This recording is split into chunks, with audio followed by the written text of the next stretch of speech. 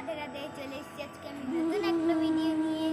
তো আমি জানি আপনাদের কাছে ভিডিওটা যেতে দেরি হয়েছে বা আপনারা অনেকদিন কোনো ভিডিও দেখতে পারেন। তার কারণ আছে, তার কারণ হলো আমার এক্সামিনেশন চলছে, সেকেন্ড টার্ম এক্সামিনেশন। আমাদের মতো আমার সমবয়সী যাদের, তাদেরও হয়তো এক্সামিনেশন চলছিল সেকেন্ড টার্ম। তো তার জন্য আমি ভিডিও বানাতে পারিনি, তো আজ অনেকদিন পর আমি ভিডিও বানাচ্ছি। তো আজকের ভিডিওটা হলো, আজকে যেহেতু রাধাষ্টমী, আমরা সবাই জানি আজকে রাধাষ্টমী। তো আজকে আমরা রাধাষ্টমীর ব্রত কথা পড়ে শোনাবো, শুধু পড়বো না, লাইন বাই লাইন বুঝিয়ে দেবো। চলো বন্ধুরা, আমি অনেকদিন পর ভিডিও করছি, তো আর বেশি দেরি আমি একদিন দিবাকর নির্জনে বসিয়া সুখথর তপ করে কৃষ্ণ লাগিয়া। তবে মগ্না থাকে সূর্য উদিত না হয়, সূর্য বিনা পৃথি হলো অন্ধকারময়।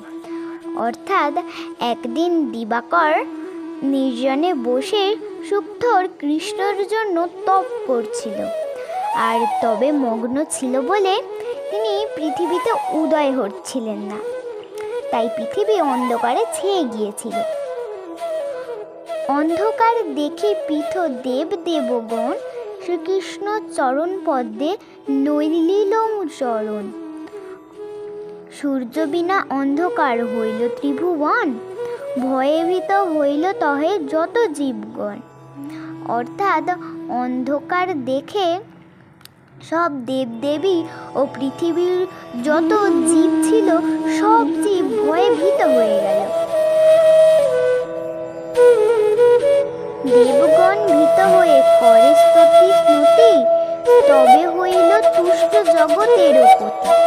পরিতুষ্ট হইল কৃষ্ণ করুণা নিদান, ভয় নাই দেবগণ করিব বিধান। অর্থাৎ দেবগণ ভয় পেয়ে স্তব স্তুতি করতে লাগলো, আর স্তবে জগতের প্রতি সন্তুষ্ট হলেন। কৃষ্ণ তাদের দেখা দিয়ে বললেন যে তোমাদের কোনো ভয় নেই, আমি তোমাদের ভয় দূর করে দেব। শুনি তাহা দেবগণ ঘরে ফিরে যায়, সূর্যের নিকটে কৃষ্ণ উপনীত হয়। সূর্য সম্বন্ধ করি বলেন শ্রীধর, তব তপে তুষ্ট আমি ওহে দিবাকর। অর্থাৎ দেবগণ এই কথা শুনে একটু শান্ত হয়ে নিজেদের বাড়ি ফিরে যায়, আর কৃষ্ণ দিবাকর অর্থাৎ সূর্যদেবের কাছে গিয়ে তার সমস্যার কারণ জিজ্ঞাসা করে।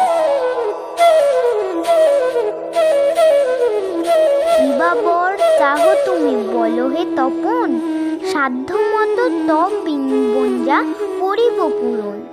শুনি তাহা দিবাকর কর জোরে কয়, এক কন্যা লোভী যেন তোমারও কৃপায়।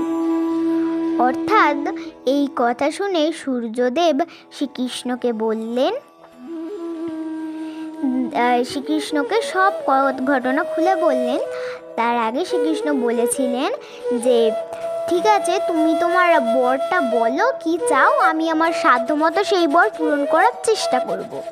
তো এই কথা শুনে সূর্যদেব তার অসুবিধাগুলো বললেন, যে তার এক কন্যা শুধু কৃষ্ণ ঠাকুরের প্রেমেই মত্ত থাকে। সেই কন্যা এক আবদার করে বসে যে আমাকে কৃষ্ণ সঙ্গেই বিয়ে দিতে হবে, না হলে আমি খাবো না। সে খাওয়া দাওয়া সব বন্ধ করে দেয়। তুমি সদা বশীভূত থাকিবে তাহার, এরূপ কন্যা চাহি নিকটে তোমার। শুনি কৃষ্ণ জগৎপতি বলে সূর্যদেব, মনে বাসনা তব অবশ্যই পুরিবে।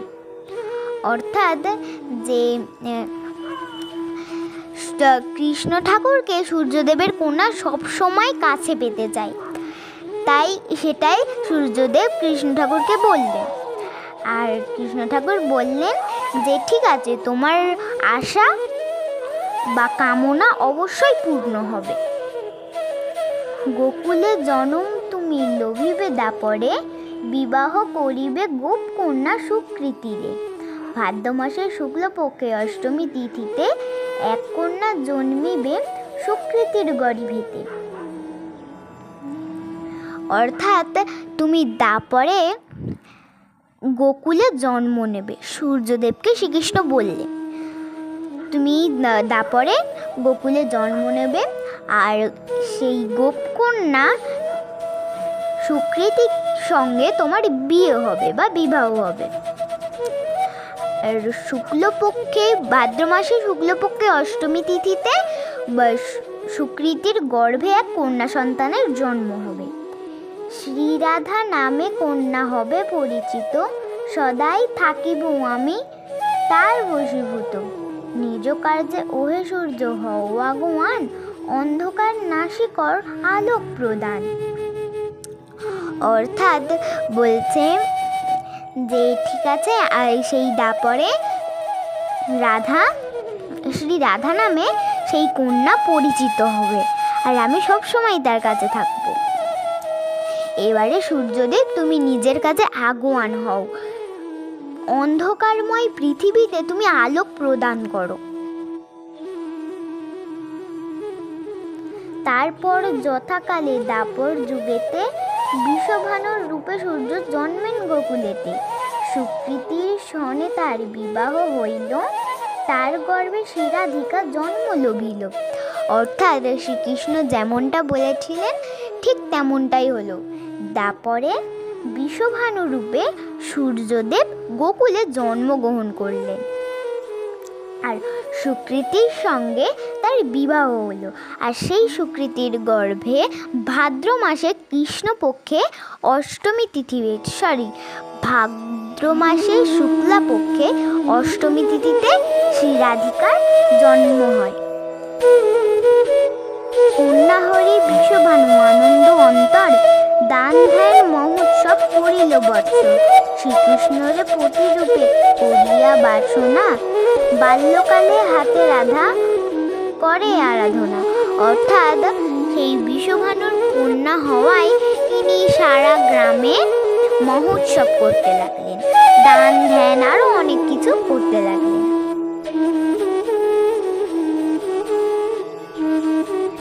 শ্রীরামের অভিশাপে শ্রীমতী রাধার আয়ানের সঙ্গে হইল বিবাহ সংসার।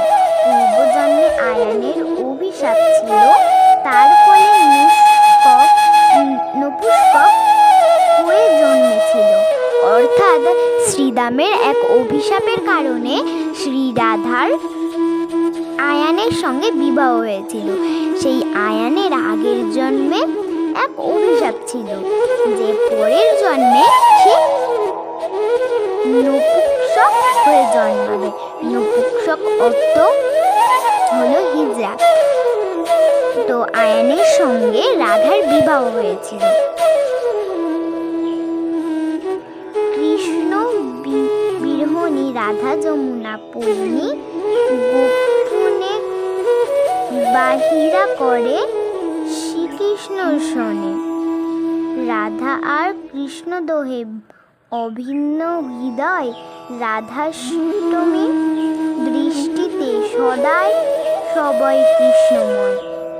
বৃন্দাদি অষ্টসখী সঙ্গেতে লইয়া, রাসদোল করে রাধা আনন্দ হইয়া। অর্থাৎ সেই যুবককালে শ্রীকৃষ্ণ এবং রাধা অষ্টসখীর সাথে অনেক লীলা করেছে, আর অষ্টসখীর সঙ্গে আনন্দে দোল উৎসব করেছে। এই রূপে কত লীলা করিতে লাগিল, ব্রজবাসীগণ সবে আনন্দে ভাসিল। রাধাষ্টমীর ব্রত যদি করে কোন জন, তার প্রতি সদা তুষ্ট নন্দের নন্দন। অর্থাৎ এইরকম রূপে যুবক যুবকের রূপে বা বাল্যকালে তারা দুজন অর্থাৎ শ্রীকৃষ্ণ এবং রাধা অনেক রাসলীলা বা লীলা করেছে। আর রাধাষ্টমীর ব্রত কথা যে জন করবে সেই জনের প্রতি নন্দের নন্দন অর্থাৎ গোপাল সব সময় সন্তুষ্ট থাকবে। মনোবাঞ্ছনা পূর্ণ হয় শ্রীকৃষ্ণ বিষ্ণুর বলে মহানন্দে বাস করে সংসারের ভিতরে। সহস্র শ্রীকৃষ্ণ নামে ফল যাহা পায়, একবার রাধা কৃষ্ণ নামে ফল তাহা হয়। অর্থাৎ তুমি সহস্র শ্রীকৃষ্ণ নাম করলে যে ফল পাবে, সেই ফল তুমি একবার রাধা কৃষ্ণ বললেই পাবে। রাধা কৃষ্ণর নাম সবে বলো বারবার, অনায়াসে হয়ে যাবে ভবসিন্ধু পার।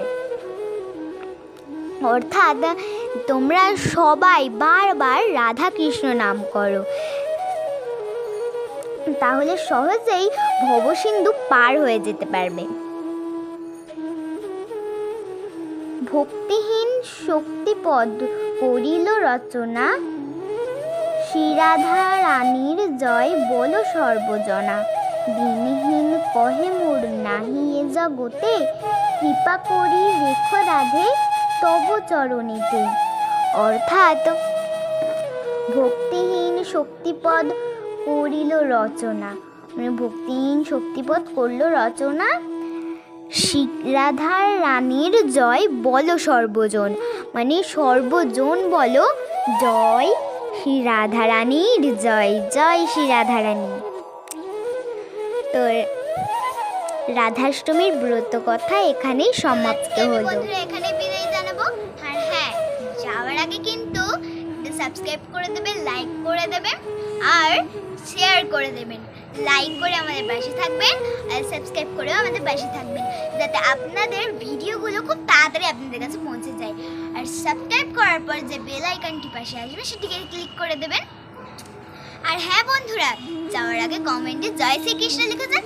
না না না, জয় শ্রীকৃষ্ণ না, রাধা কৃষ্ণ। সবাই একবার বলো দেখি,